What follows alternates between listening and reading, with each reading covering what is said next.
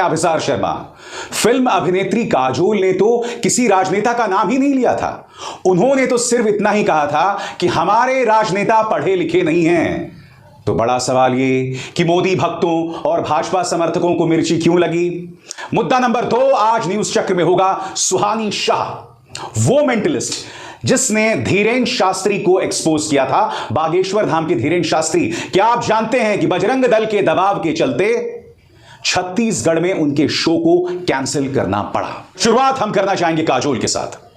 दोस्तों, सबसे पहले काजोल एक इंटरव्यू में यह कहती हैं कि हमारे देश के राजनेता, उन्हें तो सही ढंग से शिक्षा भी नहीं मिली है, उनके शिक्षा पर कई सवाल हैं। उन्होंने क्या कहा पहले आप खुद सुनिए। यहां पर उन्होंने किसी भी राजनीतिक दल का नाम नहीं लिया, मगर सबसे ज्यादा मिर्ची किसे लगी ये आप खुद जानते हैं। सुनिए काजोल ने क्या कहा। Because we are, A for one, steeped in our traditions and steeped in our thought processes, and of course it has to do with education. Yes. You have political leaders who do not have an educational system background. I'm sorry, but I'm going to go out and say that. But it's a fact, though. You are being ruled by leaders, so many of them, who do not have that viewpoint, which I think education does give you at least the chance to look out for a different viewpoint. जैसे ही काजोल का ये बयान सामने उभर कर आता है दोस्तों, काजोल पर हमला शुरू हो जाता है। काजोल के बारे में यह कहा जाता है कि उन्होंने खुद ने पढ़ाई लिखाई पूरी नहीं की, उनके पति अजय देवगन जो हैं वो गुटखा बेचते हैं, और तमाम तरह का प्रोपेगेंडा उनके खिलाफ चलना शुरू हो जाता है। अजीब और गरीब बात यह है कि जिन लोगों को मिर्ची लगती है वो सब भाजपा के अंधभक्त समर्थक थे। काजोल ने किसी भी नेता का नाम नहीं लिया। हम ये ना भूलें दोस्तों, आजाद भारत के इतिहास में ऐसी ढेरों मिसालें रही हैं जब राजनेता अशिक्षित रहा है और उसे शिक्षा विभाग का जिम्मा दे दिया जाता है। मिसाल सिर्फ स्मृति ईरानी की नहीं है, जिनकी शिक्षा पर एक बहुत बड़ा सवालिया निशान है और इन्हें मोदी सरकार ने शिक्षा मंत्री बना दिया था। मिसाल सिर्फ ये नहीं है, आजाद भारत के इतिहास में ऐसी ढेरों मिसालें हैं। ऐसी ढेरों मिसालें हैं जहां राजनेताओं ने एमए तक किया हुआ है, बहुत अच्छी पढ़ाई लिखाई की है, मगर उनके 9 बच्चे हैं। मसलन लालू प्रसाद यादव। आजाद भारत के इतिहास में हमारे मीडिया ने, हमारे फिल्मकारों ने, हमारी फिल्मों ने हमारे राजनेताओं पर ढेरों सवाल उठाए हैं। फिल्मों में तो याद कीजिए 90 की दशक की फिल्में, 90 की दशक की फिल्मों में लालू प्रसाद यादव को खलनायक के तौर पर पेश किया जाता था, कॉमेडियन के तौर पर पेश किया जाता था, उनका मजाक बनाया जाता था। और ऐसी ढेरों फिल्में हैं जहां राजनेताओं को विलेंस के तौर पर, खलनायकों के तौर पर बतलाया गया है, और बतलाया भी जाना चाहिए क्योंकि देश का मुस्तकबिल इन्हीं राजनेताओं के हाथ में था। और देश की क्या हालत की है सब आप जानते हैं। और सिर्फ पिछले 9 साल से नहीं, पिछले 75 साल की मैं बात कर रहा हूं। राजनेताओं को खलनायक के तौर पर या उनका मजाक बनाते हुए ऐसी ढेरों मिसालें हैं, उसको लेकर नाराज होने की कोई जरूरत नहीं है। मगर काजोल ये बात कहती हैं तो एक पॉलिटिकल पार्टी के समर्थक बुरी तरह से बौखला जाते हैं। अब काजोल के पति अजय देवगन आजकल भारतीय जनता पार्टी के जबरदस्त भक्त बने हुए हैं। अब मैं नहीं जानता हूं कि अजय ने उनसे कहा या खुद काजोल ने किया। काजोल को आखिरकार इस बयान के लिए माफी मांगनी पड़ी। क्या बयान दिया काजोल ने, आइए खुद सुनते हैं। I was merely making a point about education and its importance. My intention was not to demean any political leaders. We have some great leaders who are guiding the country on a right path. Internet पर तमाम लोग उनसे सवाल पूछ रहे हैं कि आपको स्पष्टीकरण देने की जरूरत क्या है, माफी क्यों मांग रही हैं आप? आपने एक सामान्य बात कही भाई। मैं आपसे एक सवाल पूछना चाहता हूं दोस्तों। इससे पहले कई राजनीतिक फिल्में बनती रही हैं जहां पर राजनेता को खलनायक के तौर पर पेश किया गया है।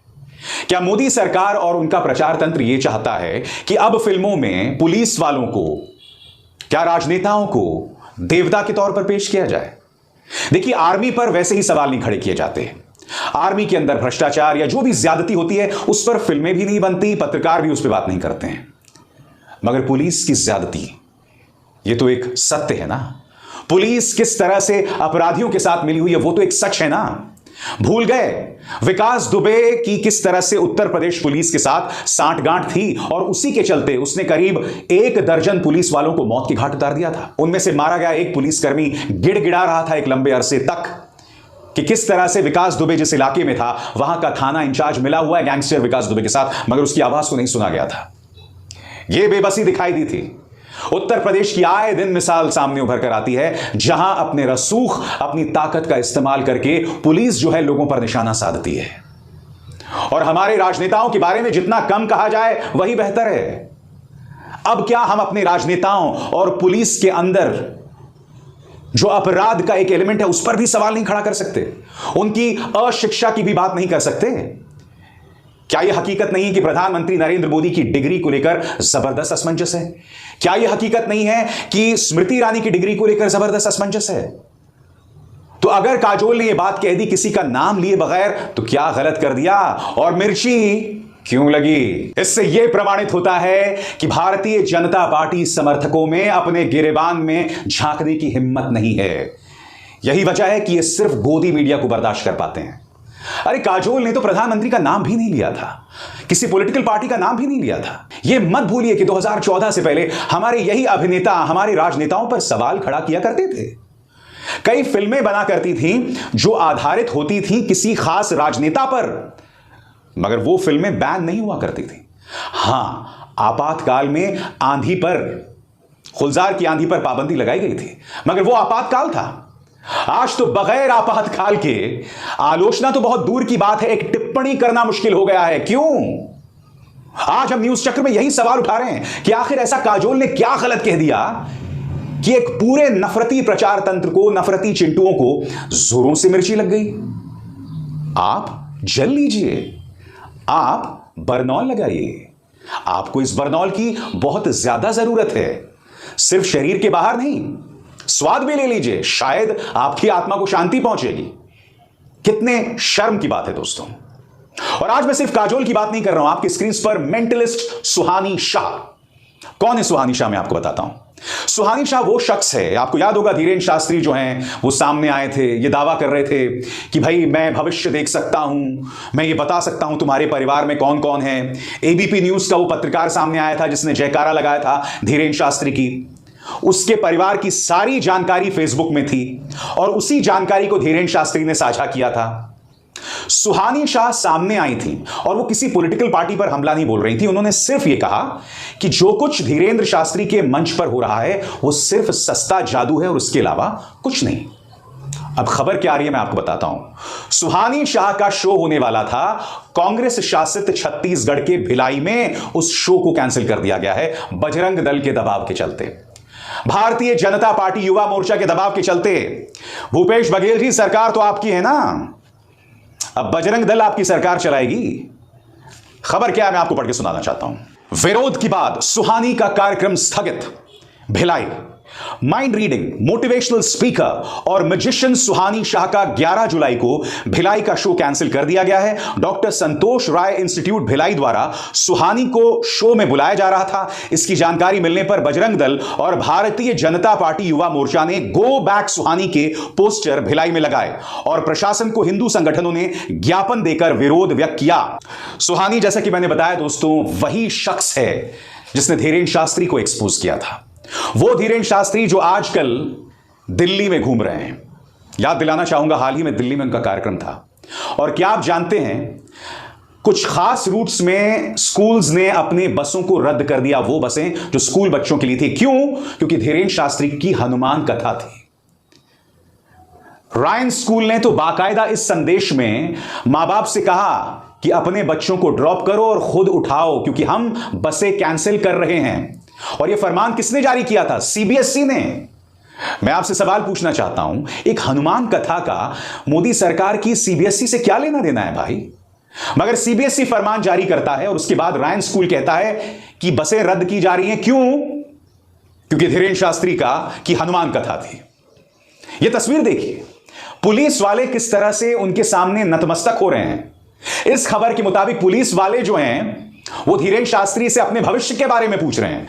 जो व्यक्ति मंच पर बैठकर अनर्गल बातें करता है, नंगा कर दूंगा और न जाने क्या क्या, उस व्यक्ति के सामने पुलिस इस कदर नतमस्तक है। उस व्यक्ति के लिए इस सरकार की सीबीएसई ने बच्चों की बसें बंद कर दी। और याद कीजिए, जब बालासोर में ट्रेन हादसा होता है, 293 लोग मारे जाते हैं, तब इसी धीरेन्द्र शास्त्री का एक वाहियात बयान आता है कि मुझे तो पहले ही दिख गया था कि ऐसा ट्रेन हादसा होने वाला है। अरे भाई, अगर आपको दिख गया था तो बता देते, कुछ लोगों की जान बच जाती। यानी कुछ भी अनर्गल बातें करना और फिर बाद में अपनी गलती पर पर्दा डालने के लिए यह व्यक्ति यह भी कहता है कि भगवान कृष्ण ने भी महाभारत देख लिया था, वो महाभारत थोड़ा ना रोक पाए थे।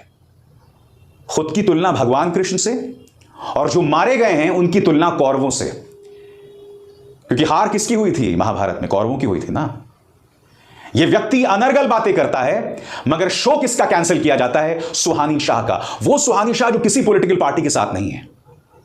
मगर क्या तुम रोक पाओगे सुहानी शाह को? नहीं रोक पाओगे। वो लड़की बहुत ही सहज अंदाज में, अच्छे अंदाज में अपनी बातें रख रही है और तुम उस पर निशाना साध रहे हो। यह देखिए, एडिनबरा में, सोहो में सुहानी शाह का शो हो रहा है।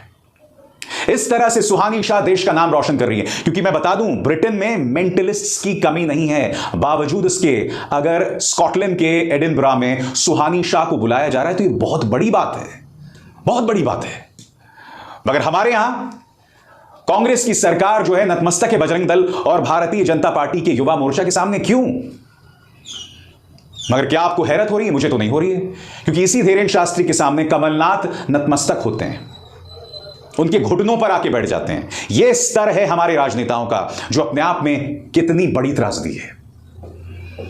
मगर इस मंच पर हम सवाल उठाते रहेंगे। अभिसार शर्मा को दीजिए इजाजत।